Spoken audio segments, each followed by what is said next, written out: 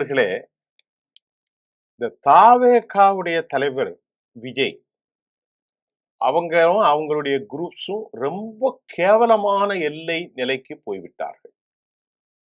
அதை பயன்படுத்தி அதிமுக, பாரதிய ஜனதா, திமுக எல்லாரும் எல்லை மீறி மரணத்தில் பிணத்தில் அரசியல் செய்கிற இழிநிலையை நாம் இப்போது பார்க்கிறோம். இவர்களெல்லாம் என்ன ஒரு மனிதர்கள் என்று கேட்க தோன்றுகிறது. முதல்ல மகா பெரிய தவறை நடிகர் விஜய் செய்து கொண்டிருக்கிறார்.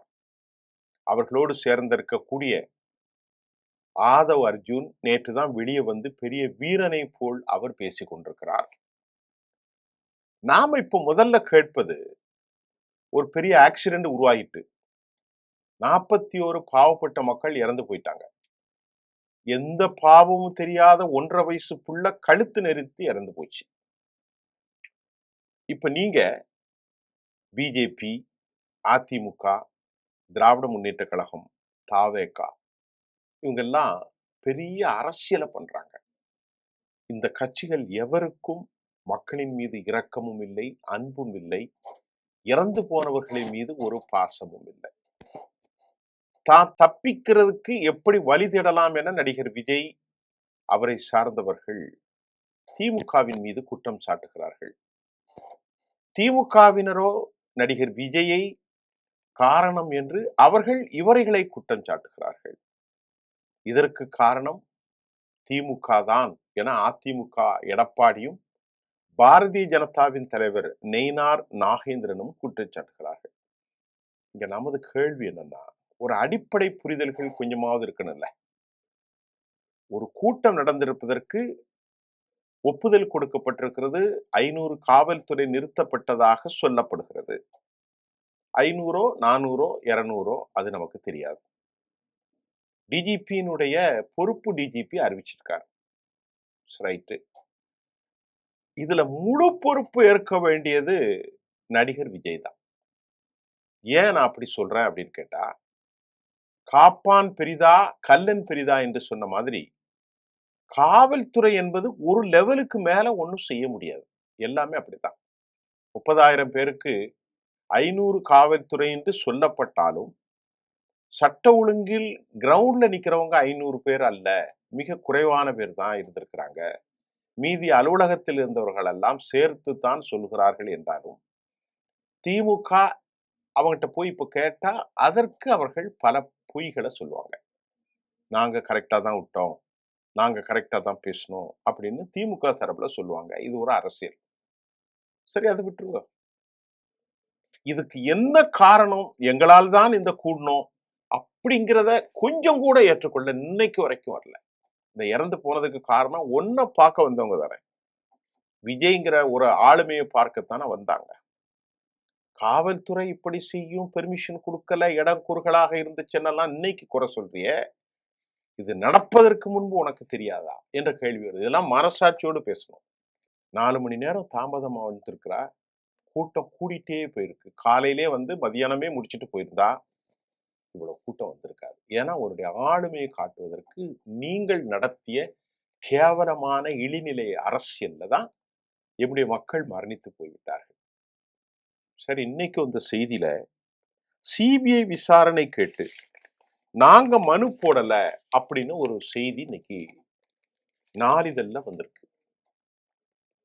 அந்த செய்தியில நேற்று மதியம் செல்வராஜ்ங்கிறவர், 10 வயது சிறுவனின் தாய் ஷர்மிளா, அவங்க 2 பேரும் கரூர் மாவட்ட சட்டப்பணிகள் ஆணைக்குழு அலுவலகத்துல போய் சொல்லி இருக்கிறாங்க, ஐயா உச்ச நீதிமன்றத்துல சிபிஐ விசாரணை கேட்டு நாங்க மனு போடல, அதை ரத்து செய்யுங்க.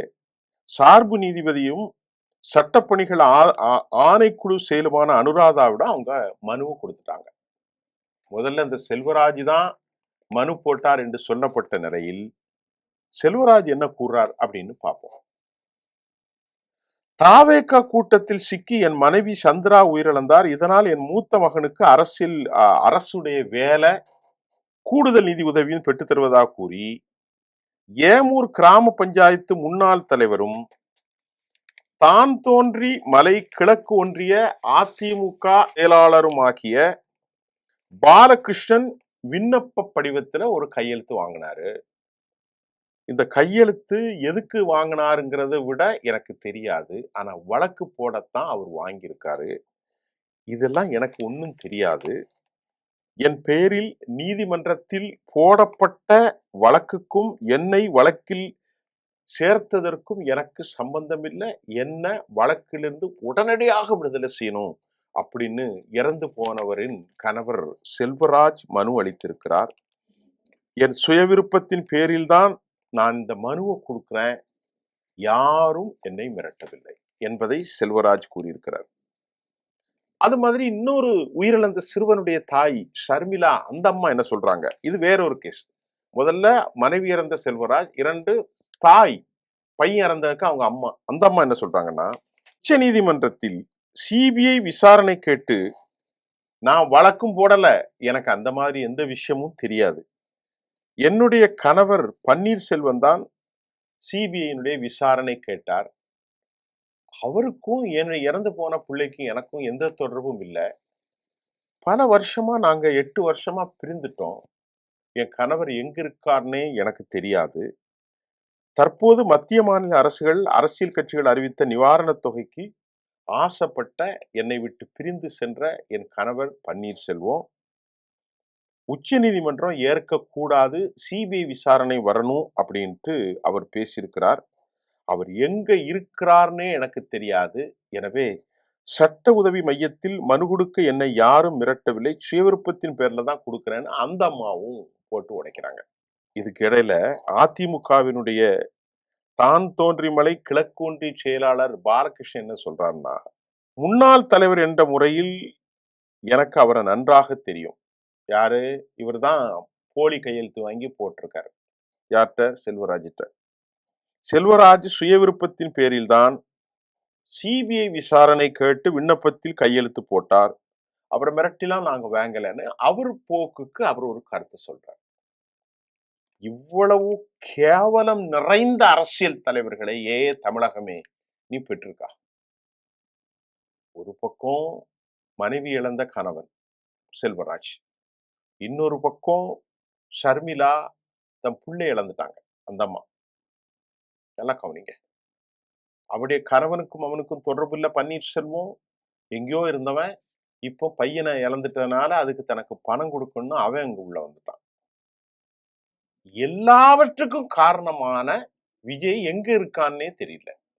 அவர் எங்க இருக்காரு, எந்த சூழல்ல இருக்காரு, அவர் கட்சி அரேஞ்ச் பண்ண புஸ்லி ஆனந்த் எங்க இருக்காரு, அவர் கட்சியினுடைய ஐடி விங்கினுடைய சிஐடி நிர்மல்குமார் எங்க இருக்காரு, அவர் ராஜ்மோகன் எல்லாம் எங்க இருக்கா? நேற்று மட்டும் இந்த தீர்ப்பு வந்த உடனே ஆதவ் அர்ஜுன் வந்து எங்களுக்கு 3 நிலைகள்ல வெற்றி கிடைச்சிச்சு அப்படின்னு அவரு வாய் ஜம்மம் விட்டுக்கிட்டு இருக்காரு. அவர் எவ்வளவு இழிவு, எவ்வளவு மலிவு!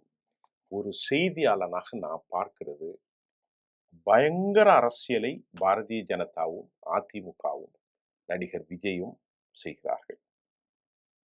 இது திமுக அதற்கு மேல் அரசியலை அவர்கள் செய்கிறார்கள். காரணம், இந்த 2 குரூப் அன்கோக்களுக்கும் ஒருத்தர் காலி செய்வதற்கு இதை பயன்படுத்துறாங்க. மற்றபடி மக்களின் மீது அவர்களுக்கு ஒரு இரக்கமோ பரிதாபமோ இல்லை. ரொம்ப ஒரு இழிவான அரசியல் தலைவனாக நடிகர் விஜய் மாறி போனாரு. 41 பேருடைய குடும்பத்தை நீ பொறுப்பேத்தான்னா நீ இழக்காம நாசமா போன என்ன? இறந்து போனவர்களுக்கு ஆறுதல் சொல்லல, தன்னை காப்பாற்றிக் கொள்வதற்கு கொள்கையை அடகு வைக்க போகிறாரா அல்லது தனித்து நிற்க போகிறாரா என்பதையெல்லாம் எமது மக்களுக்கான பிரச்சனை இல்லை. எமது மக்களுக்கு உயிரிழந்த உறவுகள், குழந்தைகள் இனி திரும்பி ஒருபோதும் வரப்போவதில்லை. சிபிஐக்கு கொடுத்தா அங்க பாஜகவின் கை, ஸ்டேட் லெவல்ல எஸ்ஐடி நடத்தினால் அங்க ஸ்டேட் கவர்மெண்டுடைய போய், அட்டானமஸ் பாடின்னு எதுவுமே கிடையாதுங்க. ஆகவே நீதியே, உன்னை விலை பேசுகிற இந்த அசிங்கம் நிறைந்த மனிதர்களுக்கு மத்தியில் நீ அல்லல் பட்டு கொண்டுதான் இருக்கிறாய். ஆனால் எம்முடைய உறவுகளோ தங்கள் உணர்வுகளோல் பாதிக்கப்பட்டு எல்லாவற்றையும் இழந்து நிற்கதியாக நிற்கிறார்கள். அடையாளம் கண்டாலும் உனது தலைவிதி இதுதான். சுற்றி சுற்றி வருகிற இவர்களை சுற்றித்தான் அரசியலும் அதிகாரமும் இருக்கிறது. இவர்களில் ஒருவரை நீ தேர்ந்தெடுத்துத்தானே ஆக வேண்டும். அதுதான் நடக்கப் போகிறது. நன்றி. மீண்டும் சந்திப்போம்.